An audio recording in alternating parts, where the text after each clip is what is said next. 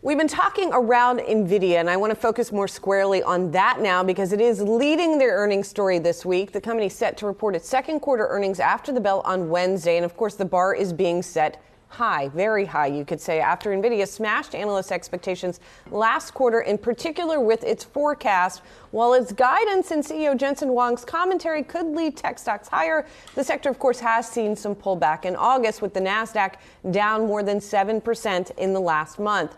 Let's bring in Paul Meeks, portfolio manager at Independent Solutions Wealth Management, to weigh in. Of course, a tech investing veteran who we speak to regularly. Paul, it's good to see you. It feels like a lot is riding on Nvidia after it set the bar so high last time. How are you thinking about it, not just for itself, but how it's going to set the tone for broader tech?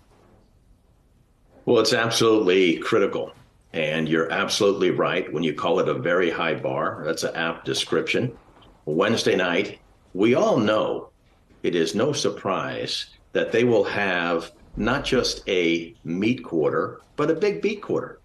Last time they reported after the webcast, analysts dutifully raised their numbers by 50%. I've been around a long time. You don't see that kind of smashing of numbers very often, if ever at all. Now, will they repeat that this quarter? I doubt it, but they're going to have to give us a steady diet of good news, right? They're going to have to continue to upside the numbers significantly. And I'm not worried at all about the fundamentals. I am worried a little bit about the valuation and the very high expectations. So when we get into Wednesday night, it will not be about what they do. We all know it's going to be wonderful. It's going to be how investors act to it. Is it going to be good enough? And I'm actually a little bit anxious going into that. Well, you talk to investors. What's the sort of feeling out there about Nvidia? I mean, it seems like we all sort of agree that the expectations are too high. If everybody agrees the expectations are too high, I don't know whose expectations they are. But when you talk to investors, what are they saying? Everybody believes that you have to be part of the AI revolution.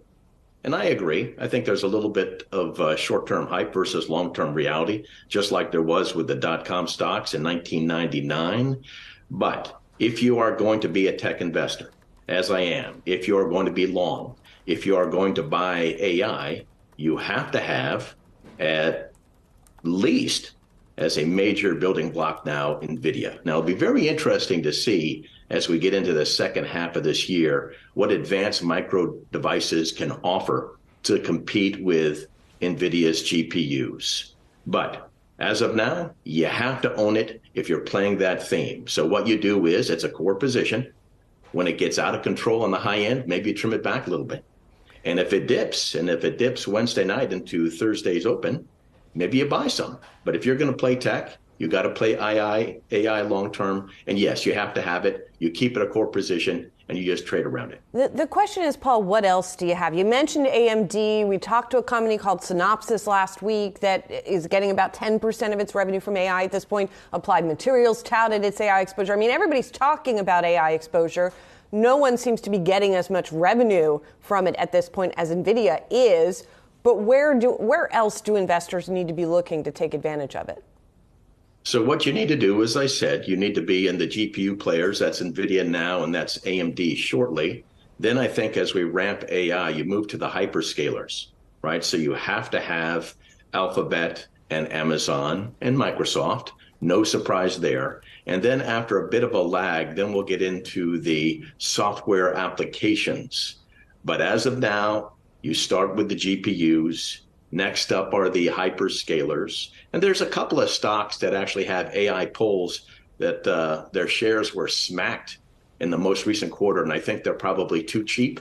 And I think Supermicro, SMCI, with about 52% of its revenues last quarter, acting very poorly after its report, stock way down, I think is a pretty interesting under the radar AI pick.